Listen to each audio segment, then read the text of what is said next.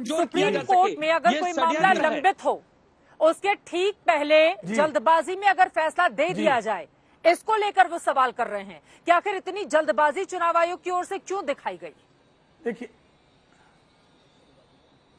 देखिए चित्रा जी, एक तो चुनाव आयोग की प्रक्रिया को नाटक और नौटंकी कहना इनका लोकतंत्र में अविश्वास को वैसे ही पुष्ट कर देता है। दूसरी बात, निर्वाचन आयोग या निर्णय न दे, इसके लिए दिल्ली हाईकोर्ट गए और सुप्रीम कोर्ट गए।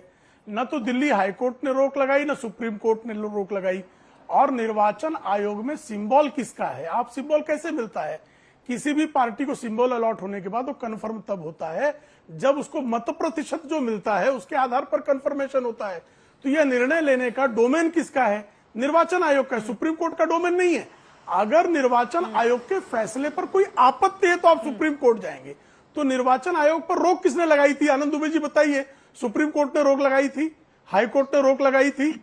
और जब रोक आपके वहां प्रार्थना के बाद भी अगर रोक नहीं लगाई गई, इसका सीधा सा मतलब है कि निर्वाचन आयोग संवैधानिक प्रक्रिया का पालन कर रहा था। तो अब संवैधानिक प्रक्रिया अगर आपके पक्ष में नहीं गई तो आप उस प्रक्रिया के करने वाले प्राधिकरण को या अथॉरिटी को आप जो है आरोपित कर देंगे।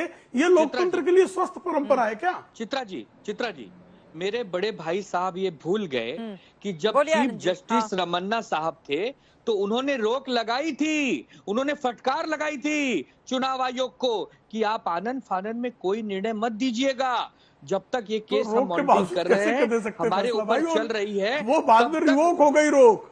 अरे भाई साहब, वही आनंद बाबू, वो रिवोक हो गई थी रोक। अरे वही तो कह रहा हूँ, एक ही आदमी कोई निर्णय देता क्या है और सुप्रीम कोर्ट की प्रक्रिया खेल है। इसका मतलब चीफ जस्टिस साहब का कोई सम्मान नहीं है? क्यों नहीं रिवोक होगा? सुप्रीम कोर्ट का पावर है। आज उसने ठीक है सर, आज स्टेटस को दिया, कल रिवोक कर दिया। विस्तार का वक्त है, थोड़ा दूसरे मेहमानों को भी इस चर्चा में शामिल कराते हैं। चरण सिंह सापरा जी, अगर उद्धव ठाकरे के साथ सिर्फ 15 विधायक हैं और 40 विधायक शिंदे साहब के साथ चले गए हैं, तो तब से लेकर आज तक जब से सत्ता परिवर्तन हुआ तब से लगातार वहां पर जो बहुमत है शिव सैनिकों का, अगर विधायकों के लिहाज से हम माने, सांसदों के लिहाज से माने, तो वो शिंदे गुट के साथ खड़ा हुआ है।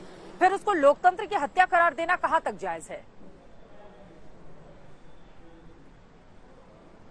देखिए चित्रा जी, जब आप एक संगठन का मूल्यांकन करते हैं तो वो मात्र विधायक और मात्र जो सांसद हैं उनकी संख्या से मूल्यांकन नहीं होता है।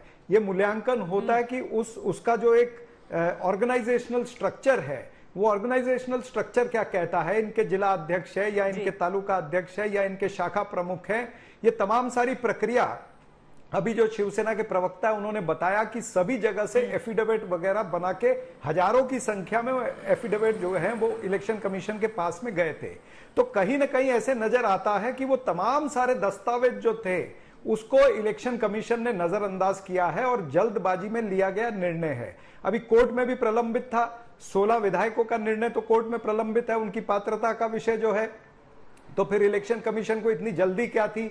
तो हो सकता है कि इलेक्शन कमीशन के ऊपर केंद्र सरकार का कुछ प्रेशर होगा, क्योंकि आज तक जिस तरह से हम देख रहे हैं पिछले 8-9 वर्षों से कि सारे संगठन जो है, सारी जो एजेंसियां हैं वो भारतीय जनता पार्टी की अग्रिम संगठन बनकर के काम कर रही हैं, चाहे वो आईटी है, ईडी है, सीबीआई है, इलेक्शन कमीशन है, ये तमाम सारी जो संस्थाएं हैं। कहने को ये इंडिपेंडेंट संस्थाएं हैं, लेकिन कहीं ना कहीं इनके ऊपर भी प्रेशर होता है जिस तरह से इनका कार्यभार चल रहा है। अगर मैं एक एक के कार्यभार में जाऊंगा तो बात लंबी हो जाएगी, लेकिन ये देश की जनता भी ये देख रही है कि सरकार के प्रेशर के तहत ये एजेंसियां सारी काम करती है और इससे भारतीय जनता पार्टी का चाल चरित्र और चेहरा नजर आता है। ये एक महत्वाकांक्षी पार्टी है, यानी महत्वाकांक्षा तो हर एक की होनी चाहिए, लेकिन अवसरवादी भी है। अवसर देख करके ये उसके ऊपर किस तरह से दावा लगाना है, चाहे खोखे बांटने हो। इन्हीं के विधायक जो एकनाथ शिंदे के साथ गए हैं उन्होंने कहा है कि हमें खोखे मिले हैं, ये खोखे सरकार है, 50 खोखे सब कुछ ओके, ये इनका एक स्लोगन बन गया है नई सरकार का। और जिस तरह से महाराष्ट्र के अंदर ये खोखे सरकार आने के बाद में, भारतीय जनता पार्टी और शिंदे साहब की सरकार आने के बाद में जिस तरह से कार्यभार चल रहा है, ये महाराष्ट्र की जनता भी देख रही है।